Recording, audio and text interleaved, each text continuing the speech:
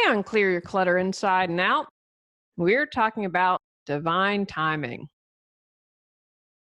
Do you believe everything happens in the best possible timing? Have you ever wondered if you can handle what life has thrown at you? Are you constantly trying to force things to match your timeline instead of hanging back and letting it flow? Learn how to trust in divine timing as our month continues focusing on We Are One. Do you control your clutter, or does your clutter control you? On Clear Your Clutter Inside and Out, we'll teach you awareness as well as action steps to create change in your life. Come on, let's get started. Hey everyone, this is take 2. I started this and it felt like sand in my mouth, like blah, blah, blah. I'm a little thrown off as we're having a house built next to us and I'm pretty close to losing my mind. And it hasn't started yet, so I'm getting episodes done because I don't know if I'll be able to record during the week, and I have some guests scheduled, and it's a good practice in the oneness because I'm a little challenged right now. But on with today's episode. Today's episode was inspired by my husband. I got married later in life. I was 44. I met Tony at 43. We married 11 months from the day of our first date, and it happened pretty quickly. And people would always say, oh, you'll know when you know. And that used to drive me nuts. I'm like, what kind of answer is that? Till I met my husband, I couldn't understand that. And the divine timing part comes for me because he was the third guy that proposed to me. And if I had accepted the other proposals, I would be divorced, is my guess, or maybe have not done as much personal growth work as I've done and would be miserable. Because I can see staying in a marriage unhappy. I mean, I think that might have been a possibility. Who knows? I know that I had to grow and become the woman that I am to meet Tony, to match up to him, to know that I was good enough, worthy enough, and loved to have someone awesome as my life partner. So there was divine timing with that. You know, I wish it would have been on my timeline and my timetable about 10, 15 years earlier.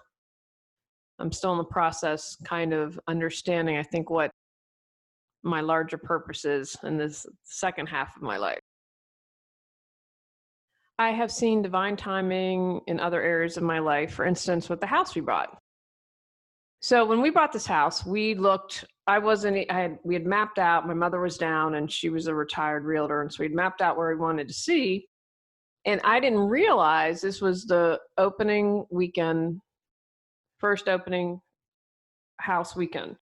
And so when we both walked in, this third house we looked at, we both were like, yes, let's make an offer, on the same page immediately. And we found out later, and how it works in North Carolina is you put down we put $1,000 non-refundable deposit. Although if the sellers would have backed out, I don't know if you get that back. I would think, because it's not you. Anyway, that's how you say, okay, we want the house. And if you decide later you don't, they keep the $1,000 or whatever you put down. So we decided, we'll put the deposit down, and we found people that were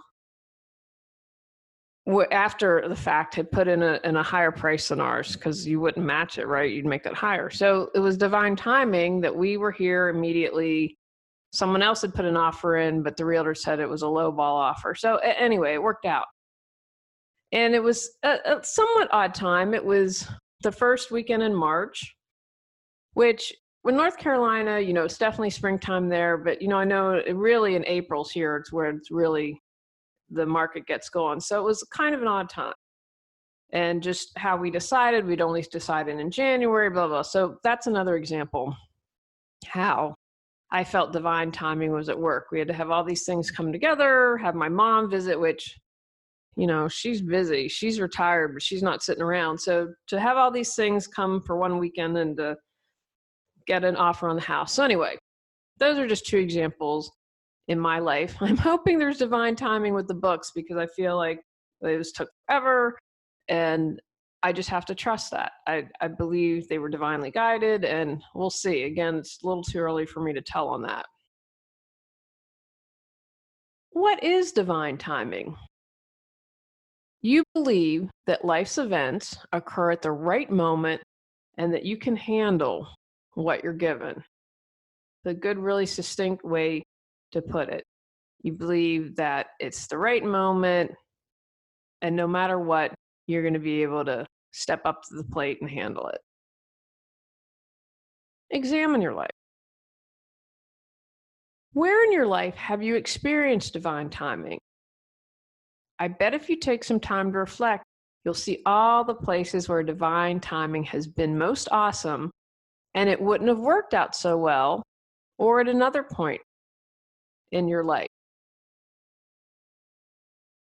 And sometimes I'm going to share a story a little bit later on about how I was in a really not great space, and divine timing stepped in. I don't think I could say it any other way. So once and I encourage you journal, write these down. You said, oh, this was really divine timing in my life. Take some time to contemplate and understand, why did things happen at that exact time? And the reason I'd like you to do this, or I'm suggesting you do this, is so it can remind you to stay the course, can remind you to keep motivated, or allow you to trust. Hey, there have been times in my life I haven't trusted the process. And so kind of trusting the process and divine timing are hand in hand for me, because I couldn't see the why yet, right? Because I'm like, okay, why is this happening? I couldn't see it. And, I always believe one of the things I try to do is expand my perspective. So I have this little Julie Coraccio here on her little perspective, but like, how can I take the bigger perspective, or how can I step back from myself and see all the other possibilities or reasons why things are going on? We always can't see that. We always can't see it, one, because it's not the right time to see it, or we aren't able to step back, or something hasn't been revealed to us. But just look back and take some time to reflect of all the times that you're like, wow, what perfect timing was that? If this hadn't happened, then this wouldn't have happened, and I wouldn't be the person I am today, and all this greatness came from that. And again, that's to remind you that, you know what, it's okay, it's going to work out. It's all good. How to be open to divine timing. Like many things in life, easier said than done. But again, I want to remind you, you're doing the spiritual stuff. You're clearing your clutter. You're doing the work. If it was easy, everyone could do it, and we'd be doing it all the time. Remind yourself that your soul, spirit, knows what's best, not your ego. And what I mean by that is, stop trying to control everything. Remember, think of it as a straw, right? And you're having your smoothie or your shake, or my new favorite drink, an alcohol-free mojito. I discovered those traveling. Oh my gosh, my new favorite thing. I tried to make them. I didn't realize you had a little bit of simple syrup in it. So I was like, bleh.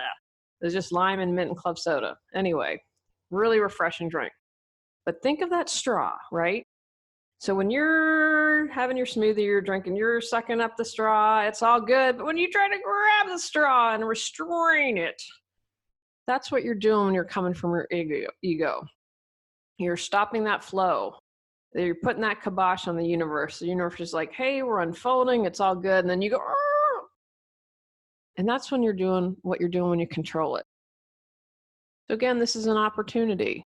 If you're not trusting in divine timing, you're trying to control, dig a little deeper and ask yourself, why? What and why are you trying to control?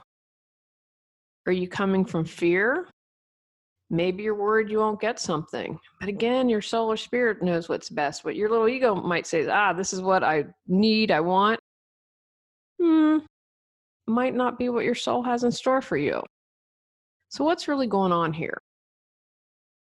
Let go of trying to control everything and expectations of results and outcome, right? Because that's where we become miserable, because we want this outcome, and then when it doesn't happen, we're upset. So here's my little story. So years ago, I was working in Los Angeles, I was in this great little typical LA apartment. And I had had a job working for a doctor at County LA, loved him. He was a great guy. I had a great group of doctors I worked for. I was like, you know what? I need something better. I need to move on from here. So I got a job at RAND, which is a think tank. And I got a job as an assistant to this. I think she was technically a researcher. She was great. I mean, really smart woman, but she micromanaged me. And first of all, I had to commute from, I lived literally, I could walk to Mann's Chinese Theater. It was on North Orange Drive. Anyway, so I had a horrible commute because RAND was in Santa Monica, and, you know, I hate driving. And RAND was a great company, had great benefits. And I remember I was just miserable. I mean, like, she would be exacting, and I shared an office with another assistant who had a little better skills than I did. And I know I was driving her nuts. We weren't a good fit for each other. And I remember crying in the bathtub, talking God, universe, and just crying that I don't know what to do next. I'm lost. I'm afraid, I'm scared what to do, crying. Literally the next day, I'm not kidding. I get a phone call, and I had interviewed, when I was looking for different jobs, I'd interviewed at a nonprofit, and I'd interviewed for the writer's assistant. And so she had said, you're just way too overqualified for this job. So it's okay, you know, trust and purpose, blah, blah, blah. So she called me back. And so this was a nonprofit that helped abused kids. And the grant writer was watching videos that weren't appropriate for work, which is just insane considering what the nonprofit did.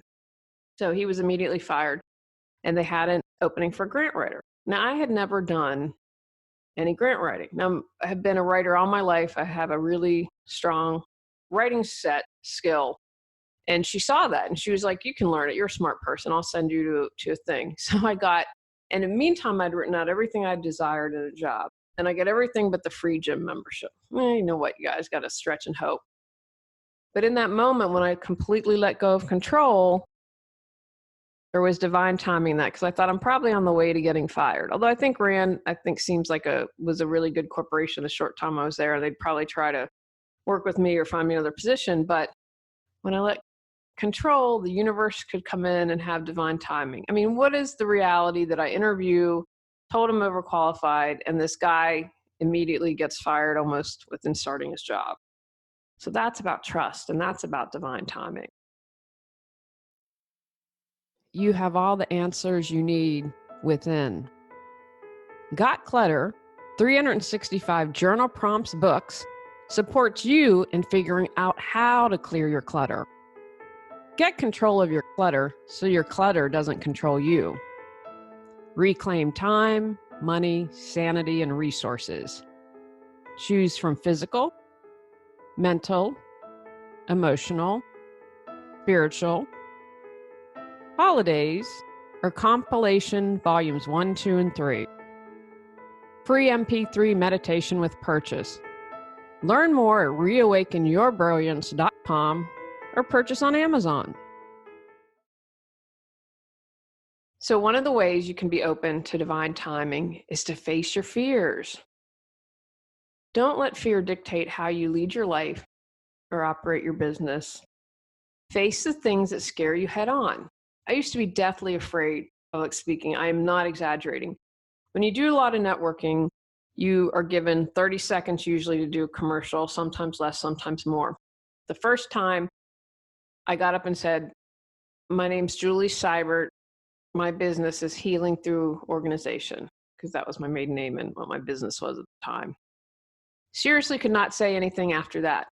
And this group of women were so encouraging, and I'm eternally grateful for them.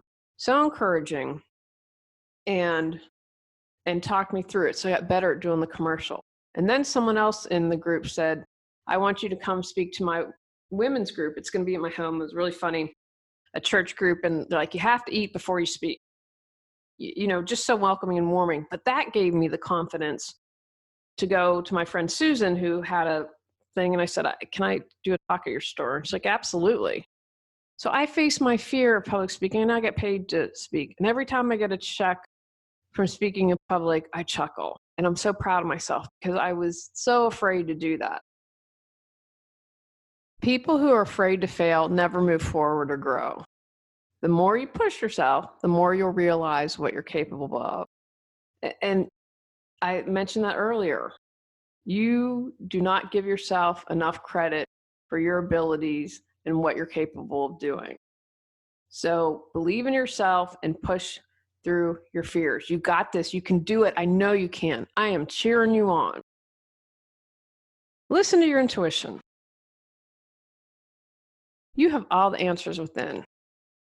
Now, the challenge comes in with our ego, right?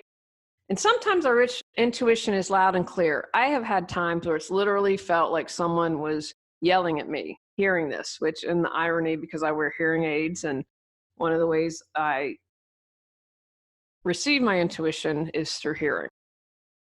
But sometimes it's a whisper. Are you paying attention? Your intuition is there to guide you. When I have listened to my intuition, it has never led me astray. When I was selling my condo in Los Angeles, I got really frustrated and my friend was selling it and we'd gotten feedback. He's like, you need to replace the carpet. I'm like, ugh. So anyway, take out the carpet. The people that bought my house, no fuss, no muss. It's the highest a condo in the building has ever sold. And I've been out of LA now so the condo, 13 years, 14 years this fall, still the highest sold. It ended up divine timing. The market hadn't crashed. And I was able to sock away some money that allowed me to start my business. Would have never happened had I not listened to my intuition, and intuition saying, get the carpet. Don't be penny wise and pound foolish. Have faith. Understand what you can control, right? Which is your actions, your words, your thoughts, and let the rest go. Have some type of practice on faith. And I just want to throw in a side note here. I consider myself spiritual. I believe in prayer, but I've seen people who are spiritual, and this is one example, guys. I'm not calling out. I'm not saying this is to say all people. This is just one example I want to share because I think it's important. Who get angry if someone's religious and say they're praying for them. Why? That's their way of connecting with you. That's their way of showing they care, and prayer is their way of lifting someone else up. So focus on that instead of the method used to get there. So have some type of faith practice and keep doing what gives you strength and hope, right? Because if you have faith, believe in a higher purpose, higher being, however that shakes out for you. When you have faith, then it allows you to say, okay, I'm going to trust in divine timing. I might be scared, I might be frustrated, I might be angry, but I'm going to keep the faith. Kick your doubt to the curb, right? Because that's what keeps coming up when you don't trust or you have doubts.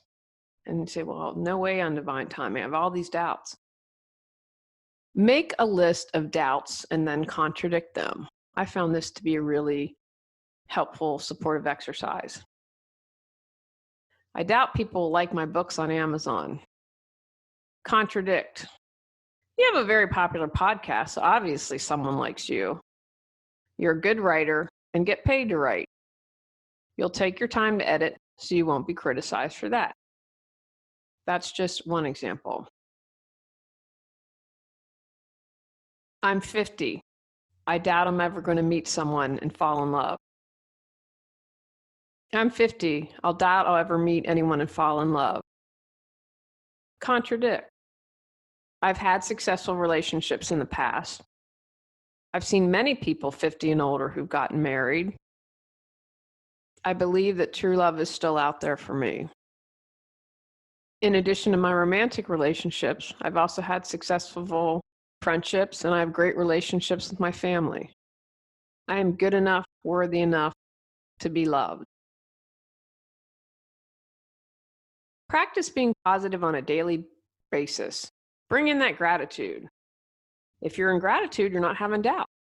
And again, when that gratitude and that it's all this kind of symbiotic relationship that's going to increase your trust and faith. And remember, you're not alone. I have doubts. I have fears. I'm negative. Why share my experiences with you? I don't want you to feel alone. And that's one of the things I hope you get most from this podcast, that you know you're not alone. So remember that everyone, and even the most confident, if you look on TV and say, wow, that person's so successful and confident, I wish I could be like that, you can. And that doesn't mean that that person still doesn't have doubts and fears. So how can you bring in being positive on a daily basis? Perhaps you say affirmations. Perhaps you look in the mirror and tell yourself that you say, I love you. You're awesome. You're amazing. You check in with people who love you when you need that little extra push. How are you going to bring that into your everyday life?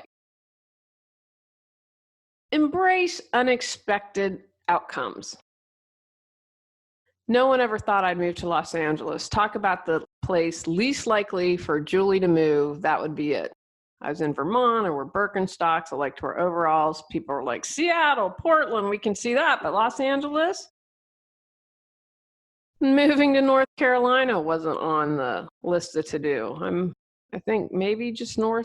I always say that I can't go south of the Mason-Dixon line, but we moved a little south. Now, I'll have to check that out and see if I'm now south of the Mason-Dixon line. Places I said I'd never live in my life when I was younger, the South. Where am I? The South. And when I look back, I can all the great things. I have a core group of friends from Los Angeles still, eternally grateful for them. I met Tony moving to North Carolina. I discovered cats. I published my books living in North Carolina. That probably wouldn't never have happened in Los Angeles because I was so busy trying to be a screenwriter. So embrace all the awesomeness in life and things that you didn't plan for that ended up being pretty groovy. Find a mindfulness practice. That's going to connect you to your sovereign self, your higher essence. Also, it helps you deal with the curveballs of life. Get you out of your ego. You can see, you can find the goodness in everything. You can have gratitude. It keeps you centered. It keeps you grounded. It keeps you connected to that higher perspective. And the more you do that, the more it allows you to relax. I want you to just do something here for a moment. If you're sitting there, you're standing, even if you can drive, you can do this. How is your tummy out, or are you holding on to something and you kind of feel like your tummy clenching? Until I started to do some work, I'm like, OMG, I completely clench my tummy. I have to be aware of Buddha belly. Like, even if you're skinny, you have a little belly there. Like, you want that completely out. And I think as women, especially, we're taught, hold in your stomach. So are you clenching, holding on? When you're relaxed, again, that's another way you're being more open. Your body's relaxed. Your physicality is relaxed. We need to check in. Are you holding back? Are you getting that Buddha belly and completely relaxed and in your body and not clenching? So discover or create some sort of mindfulness practice. Have one now and it's feeling kind of stale, switch it up. Lots of things that you can do. You can find mindfulness putting on your makeup in the morning. Doesn't need to be this great big thing. Surrender. We get this specific outcome that we want in mind, right? Great expectations. I did a podcast on that.